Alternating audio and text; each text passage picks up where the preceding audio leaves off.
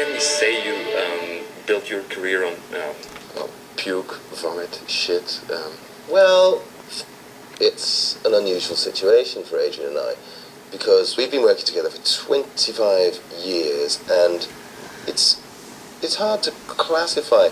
When we have to publicise, and we move into different areas of entertainment, we've done stand-up comedy, we've done theatre, we've moved into big tours, lots and lots of different kinds of telly, and in publicising it, which this is, by the way, I'm doing it for pleasure, but it's publicity as well, because it's something I need to tell you, Belgians.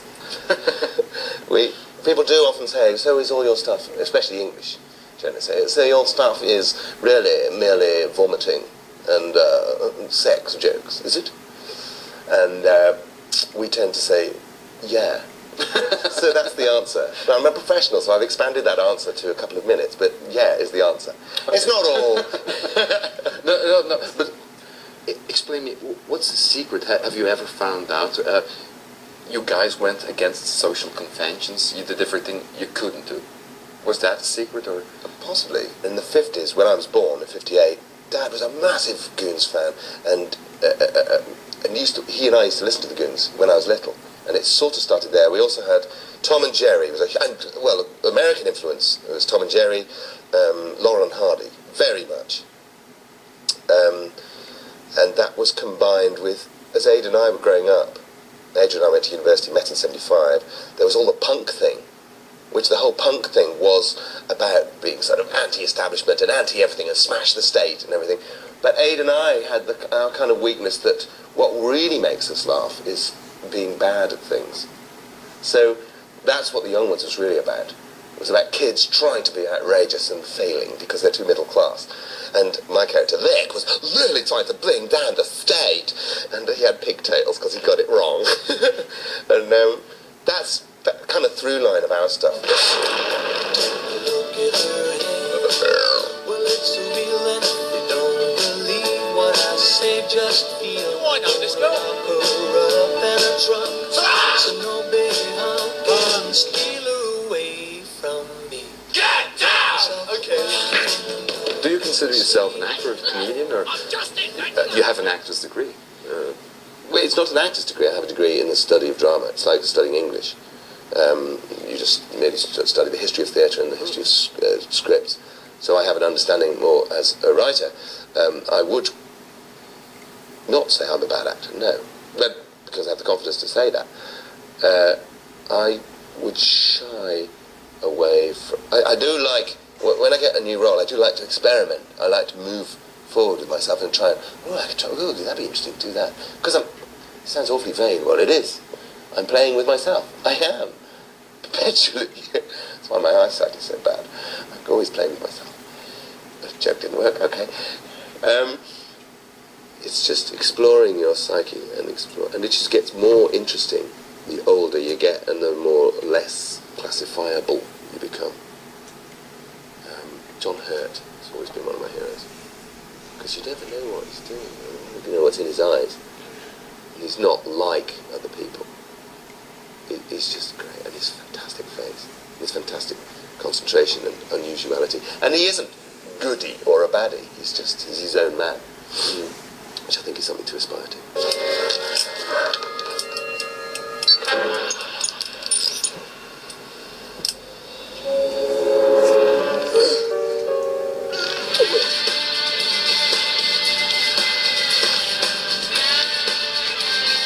This film, Guest House Paradiso, that's now bad taste transferred from television to film.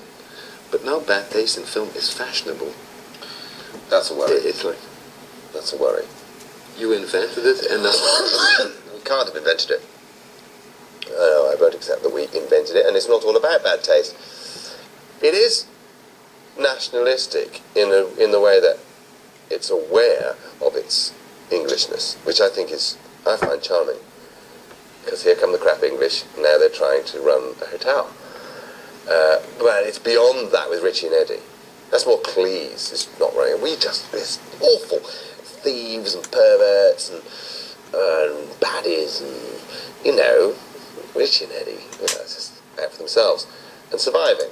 When I was watching the film. There was a lady in the room, and from time to time she was like, she turned away. I mean, I don't think that's typical.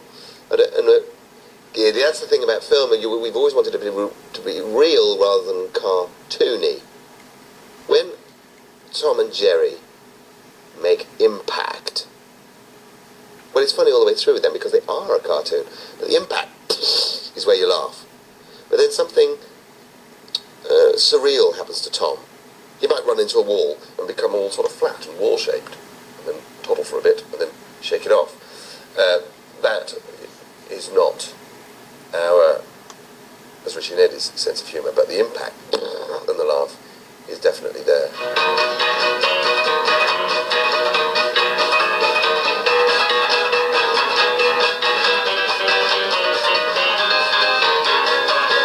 And there's a big vomit sequence at the end. Very, very, very funny, but one or two people have said, well, it's a bit more, which is inevitable, that does happen. And then I thought, that's silly people. It's just people being sick on each other by accident. Never mind. And I thought, oh God. And then last night, my daughter Bonnie, who's 4, is, God bless her, she's not very well. And she's got a bit of a temperature and not very well. So she came to sleep with me and Barbara. So I'm here, and Bonnie's there, and Barbara's there. And I remember this because I looked at my watch. I cleaned up my watch and then looked at it. Is that at 3:30 in the morning, she went, oh, I don't feel very well. And that was my payback for being so disgusting. You see, Bonnie vomited all over me in my watch. And Barbara just, it was like The Exorcist. God, it was unbelievable, all over the bed and the room and everything. I don't know how she got so much inside her, but maybe it's getting the germs out of her or something. Maybe it should be better. But, there's life without payoff doesn't exist.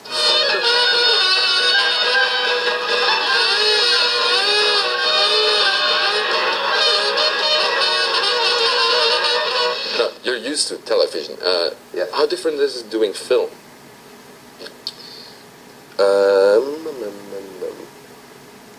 Come on. What? No, I'm thinking. It's well, the two biggest things are the scale of the stage is just massive, and the editing is so fast and tight compared to TV editing, when it's a vision mixer going camera 3 to camera 2 to camera 4, whereas we've got one shot of me punching you, another shot of you reacting, so everything is done in much more detail, and eventually, done right, it'll have just so much more finesse. Just every detail is there, every moment is there, every movement of the eye. It's kind of like painting rather than telly. Well, you are an artist. It's clear. Absolutely. Yes, that's what you were telling us. But the other big thing about film is that we have to spread our comedy into an hour and a half rather than half an hour, and that is a very difficult project for any filmmaker. Because to spread comedy for an hour and a half is very difficult and rare. You've got a lot of comedy films that Aid and I have seen and enjoyed. Things like Airplane when we were younger. It's fantastically funny for 50 minutes or so, and then everything begins to decline.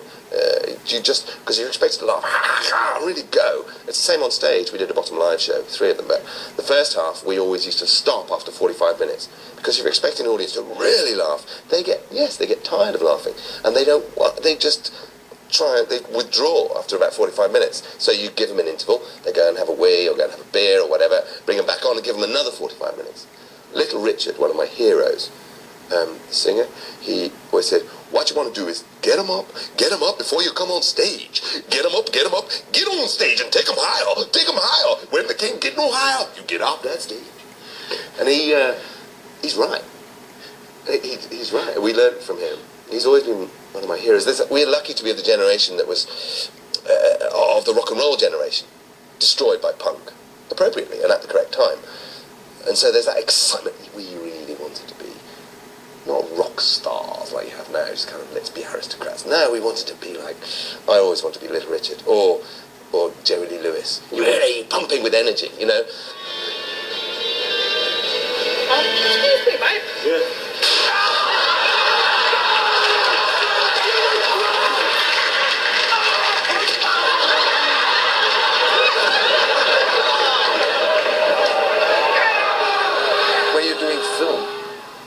you're not. I'm listening. Yeah. You're not working with an audience. You don't have the laughter of the audience. Yeah. It's a different discipline, and we know what rhythm we want. We know the pace we want. And don't forget, you've got a film crew with you. I've got 40 people who aren't being sycophantic, luckily, because we've known before. Well, no, before. You always do a run-through before a take. I was explaining. You do a run-through, and you get big laughs, woof, woof, woof, and you hear where the laughs are. Okay, yeah, that's what I planned. And then there's one missing. So you have a word with that and say, it's that bit that's not getting a laugh from there. So you do use them a little. They must never know that. Otherwise they'd be laughing sycophantically all the way through. And you make it. But then when you come to a take, when the light goes on, no noise, no laughing, nothing. But people have left the set because they thought they were going to in the middle of and that's, it's lovely to know. And it gives you confidence in order to be able to perform. The confidence of experience. It's also just the confidence of knowing that got a laugh just now. And Aidan, I shouldn't be saying this, but maybe it won't be shown in England. You've got the crew. Just okay, let's just run the lines. I do 1, he does 2, I do 3, bang, get a laugh. I won't even flicker, but I think, good, that works. See what I mean? So, we've got it's a power thing. It's a... Power? Yes. No. To have control over people. No, to command people to laugh is not the same satisfaction as being able to make them laugh. Perhaps I'm not making myself clear. If I said, laugh, no, I won't mention his name. Someone in the middle of the century said, "Now you can laugh!" Oh, marvellous Adolf. It wouldn't have the same satisfaction as being genuinely funny, although he was. That'd be a good sitcom. But why are you always playing these very obnoxious characters? Is this to get rid of the anger in yourself? Is it kind of therapy, or possibly? Yeah, I've sometimes thought that. It's just maybe it's expunging the things you disapprove about yourself. You're getting heavy now, aren't you? This is true. Because when I was younger, I had a big hit-ish. Yeah, with a character called Kevin Turvey, who comes from the Midlands of England, where I come from, where I was very worried that I was boring. And he had a voice like that all the time, and you could ask him a question, and he'd go on, and maybe a little bit more than just on. He might go on a bit, maybe even talk about trying to think, because I can't remember the next word I'm going to say, but I might remember it in a minute. And then if I do remember it, obviously then I'd be carrying on with the conversation. But as it is right now, I'm not, which is another interesting thing about me. Because it's very interesting, and he used to rattle on, I don't know, it's part of my brain, and click, and I could just go on, and he was so sweet, actually, Kevin. And my dad remembers him fondly. He's always saying, why don't you do some more Kevin? So, yeah, to answer your question, I'm trying to expunge things that I'm embarrassed about in my life, in myself. And that's possibly why I'm involved in comedies, that I would find it very hard to play a romantic lead. I couldn't.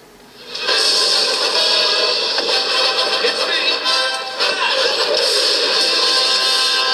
Flash by name, Flash by nature.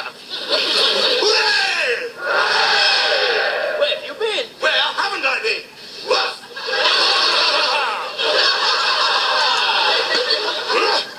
Nasty! I like it, firm and fruity. Am I pleased to see you, or did I just put a canoe in my pocket? Down, boy, down! Tommy Cooper is my personal hero. I saw him several times, and he's just utterly brilliant. And funnier, the older he got. Even when it was actually tragic, because you knew he was unhealthy, but he could not move. But his whole joke was about, well, maybe it's very similar to me in AIDS, about he was incapable. He was a bad, forgive me, Tommy, a bad magician. That was his act. He'd come on and he'd get something out and something would fuck up and he'd get a top hat on, the wrong thing would come out of it, just a bit drunk and couldn't handle it anyway, so he'd throw that away. It was just, I wet myself. I just adored him. But the older he got, the more incompetent he became. So how funnier do you think Richie and Eddie will get? The older they get and they think they're sexy. If their motivation changes, that's a very interesting area as well. You got the paycheck for a young man is cash and sex. That's what the paycheck is. That's what Richie and Eddie and all our characters have always been motivated by what happens when you're older. I'm 41 now, so Richie is. Not very young. What's the new paycheck? Why live? Why do things? What's the payoff when you're older? Are you yearning to be young? Yes, possibly. Cash? Absolutely. Sex? Yeah, perhaps it's love. Perhaps it's love, because it works in Guest House. It tugs at your heartstrings, but what else is there? Cash, cash, cash. That's a good title for a film.